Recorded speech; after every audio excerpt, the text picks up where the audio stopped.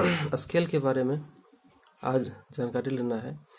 Engineering drawing में scale का एक इंजीनियर को काफ़ी महत्वपूर्ण इन्फॉर्मेशन का पता चलता है। स्केल के माध्यम से काफ़ी बड़ा चीज़ को शीट पर छोटा करके भी दर्शाया जाता है और छोटा चीज़ को बड़ा करके भी दर्शाया जाता है। स्केल के द्वारा जो दर्शाया जाता है ये काफ़ी बड़ा चीज़ को छोटा में दर्शाने में काफ़ी कठिनाई होती है, लेकिन इसके बहुत सारे रूल्स हैं जिसे जानना ज़रूरी होता है। जैसे यहाँ पर दिया हुआ है व्हाट इज़ स्केल।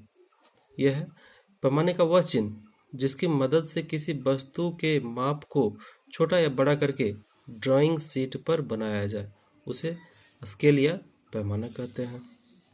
स्केल का अलग अलग उपयोग है, जिसे स्केल डायमेंशन सेट करने के लिए प्रयोग की जाती है। दूसरा स्केल डायरेक्ट डिस्टेंस को सेट करने के लिए। तीसरा है स्केल रिड्यूस या इनलार्ज, जिसे बता रहे थे तभी। और स्केल का इंजीनियरिंग ड्राइंग के लिए स्केल को 3 भागों में बांटा गया। पहला है फुल साइज स्केल, दूसरा है रिड्यूस स्केल, तीसरा है enlarge scale. Full size scale होता है 1:1, मतलब जितना ऑब्जेक्ट है और सेम ड्राइंग पे जो दर्शाया जाता है, ये फुल साइज स्केल होता है। दूसरा है रिड्यूस्ड, किसी भी बड़े साइज को शीट पर छोटा करके जो दर्शाया जाता है वो रिड्यूस्ड स्केल कहलाता है या रिड्यूस्ड स्केल के अंतर्गत आता है। और तीसरा है इनलार्ज स्केल, इसमें होता है इनलार्ज स्केल छोटे को बड़ा करके किसी भी ऑब्जेक्ट को वास्तविक साइज से बड़ा करके बनाया जाए, उसे इनलार्ज स्केल कहते हैं। और इसका जिसे यहाँ पे रेशियो में दिखाया गया है, रिड्यूसिंग स्केल 1:2 1:5, मतलब 1 का 5वां। इसको छोटा किया गया है 1:50, 1:100, 1:500, इस तरीके से। लेकिन इनलार्जिंग स्केल में क्या होता है, इनलार्जिंग स्केल में जस्ट इसका रिड्यूसिंग का उल्टा होता है। 50:1, 20:1, 10:1, ठीक है। लेकिन फुल स्केल में क्या होता है, दोनों इक्वल होता है, ऑब्जेक्ट और शीट पर जो ड्रॉ करते हैं।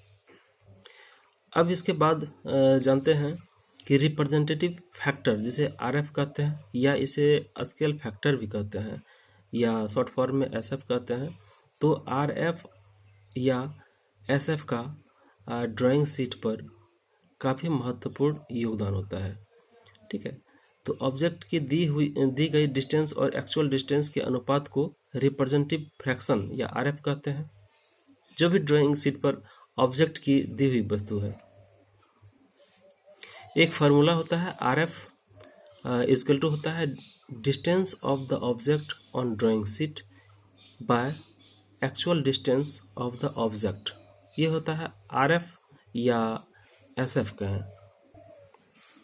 इसके बाद है कुछ स्टैंडर्ड यूनिट हैं। इंडियन स्टैंडर्ड इंस्टीट्यूट ने प्रैक्टिकल सुविधा के लिए जो यूज़ किया जाता है, पहला है जैसे 10 मिलीमीटर, मतलब mm इक्वल टू होता है 1 cm, 10 centimetre 1 decimetre, 10 decimetre 1 metre, 10 metre 1 decimetre, इस तरीके से है। और दूसरा लीनियर मेजरमेंट में 12 inch equal to 1 foot, 12 inch equal to 1 yard, इस तरीके से है। और एक चीज़ और है, इसमें देख लेते हैं कि 10 डेसीमीटर इक्वल टू 1 मीटर और 1 मीटर इक्वल टू 100 cm होता है, या इसको कहें कि 1 डेसीमीटर इक्वल टू 10 cm, ये भी कह सकते हैं। अब जो है टाइप्स ऑफ स्केल के बारे में देखते हैं, कितने प्रकार के होते हैं। पहला होता है प्लेन स्केल, डायगोनल स्केल दूसरा है, थर्ड है कंपैरेटिव स्केल, चौथा है वर्नियर स्केल और पांचवा है स्केल ऑफ कोड। ये 5 प्रकार के होते हैं। इसमें है, पहले हम प्लेन स्केल के बारे में देखते हैं, कुछ नॉमरिकल देखते हैं, उसे क्लियर हो जाएगा। नॉमरिकल में है, जैसे पहला देखते हैं, construct a scale of 1:4 100 centimetre and long enough to measure up to 5 decimetre. ये क्वेश्चन है। इसके लिए जो है सबसे RF जैसे 1:4 या 1/4 ये दिया हुआ है। अब जो है लेंथ ऑफ स्केल का पता करते हैं तो उस फार्मूला से तो है हो जाता है, जैसे RF इक्वल टू ये फार्मूला जो ऊपर दिया हुआ है, इसे जो हम length of scale find out करते हैं तो इसमें है RF इंटू मैक्सिमम लेंथ। जैसे मैक्सिमम 5 डेसीमीटर कहा गया है तो 1/4 इंटू 5 डेसीमीटर ये हो जाएगा 1/4 इक्वल टू 5 डेसीमीटर। अब 5 डेसीमीटर को सेंटीमीटर में कन्वर्ट करते हैं। यहाँ पे 10 डेसीमीटर बराबर इक्वल टू होता है 10 डेसीमीटर इक्वल टू 1 मीटर और 1 मीटर 100 cm। इसको कंप्लीट कैलकुलेट करते हैं तो 1 डेसीमीटर इक्वल टू 10, तो वही चीज़ यहाँ हो गया तो 5 डेसीमीटर हो जाएगा, 50 हो जाएगा, cm हो जाएगा। तो टोटल सॉल्व करते हैं तो आपका 12.5 cm आ रहा है। अब जो है सबसे पहले एक लाइन खींचते हैं जिसका लंबाई 12.5 cm हो, 12.5 cm। अब इसे जो है 5 बराबर भागों में बांटना है तो क्या करते हैं, एक न्यूनकोण यहाँ नीचे की तरफ जो है एक रेखा खींचते हैं जो न्यूनकोण में है इसके साथ। तो अब इसे 5 बराबर भाग में एक यहाँ जो है डिवाइड करते हैं, 5 बराबर भाग में डिवाइड करेंगे। उसके बाद क्या करते हैं, नंबरिंग कर देते हैं 1 2 3 4 5 और ये एक लाइन है ऊपर दिया गया है। तो इसमें क्या करते हैं कि 5 जहाँ पर कटिंग हुआ है उस पॉइंट से यहाँ पर पहले मिलाते हैं, उस पॉइंट से यहाँ पर पहले मिलाते हैं और इसके पैरेलल अब क्या करते हैं, अब सबसे पहले जो है 12.5 cm जैसे दिया हुआ था तो 12.5 cm हम लाइन खींचते हैं, यहाँ पर लाइन खींचे। अब उसके बाद जो है न्यूनकोण के लिए 90 डिग्री से कम एक लाइन खींचते हैं। इस लाइन को जैसे डिवाइड करना है 5 बराबर भाग में, तो अब न्यूनकोण जो लाइन खींचे थे उसको जो है 5 बराबर भाग में हम डिवाइड कर देंगे।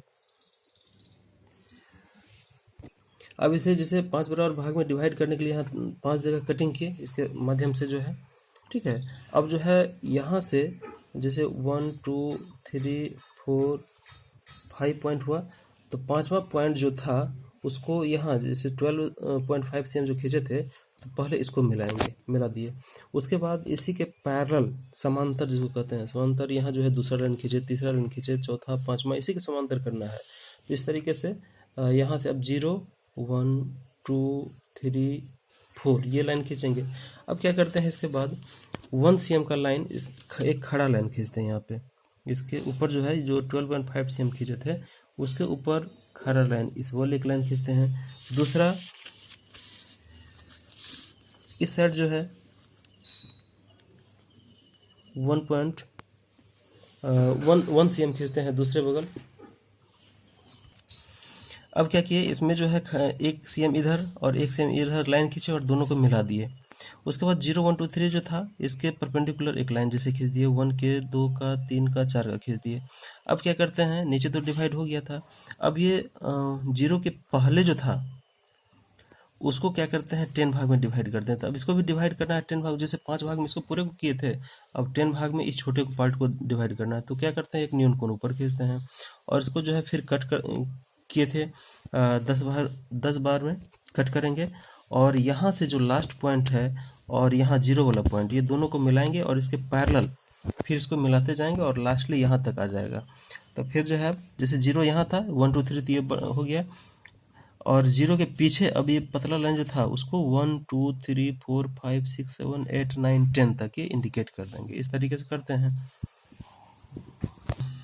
अब जो है जैसे नीचे सेंटीमीटर हो गया, नीचे यहाँ सेंटीमीटर है और ऊपर डेसीमीटर है, तब क्या करते हैं 3.7 अगर डेसीमीटर करना है तो 3.7 डेसीमीटर। तो इसके लिए क्या करते हैं, तो 0 यहाँ पर है तो 0 से 3 ये हो गया, एक पॉइंट यहाँ से आ जाएगा और 0.7 है तो 0.7 के लिए जो होता है ये पतला यहाँ से छोटा लाइन जो था यहाँ से अब 7 तक जाएंगे। तो 0 ये है, 1 2 3 4 5 6 7 यहाँ पे नंबरिंग किया हुआ है, मतलब ये हो गया 7 पे एक लाइन खींचते हैं यहाँ पे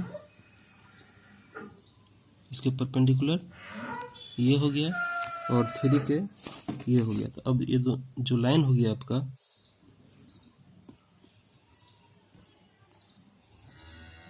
ये 3.7 डेसीमीटर का लाया।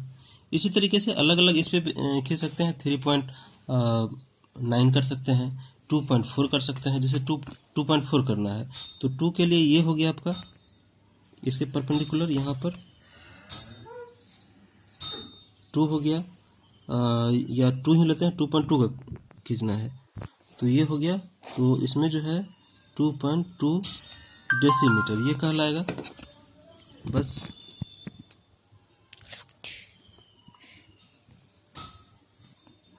ये कंप्लीट हो गया 2.2 डेसीमीटर। अब हम इसी चीज़ को लैंग्वेज में लिखें जो हम आगे ड्रॉ किए थे। जहाँ भी प्रॉब्लम है इसे पढ़ करके और समझ सकते हैं। Thank you.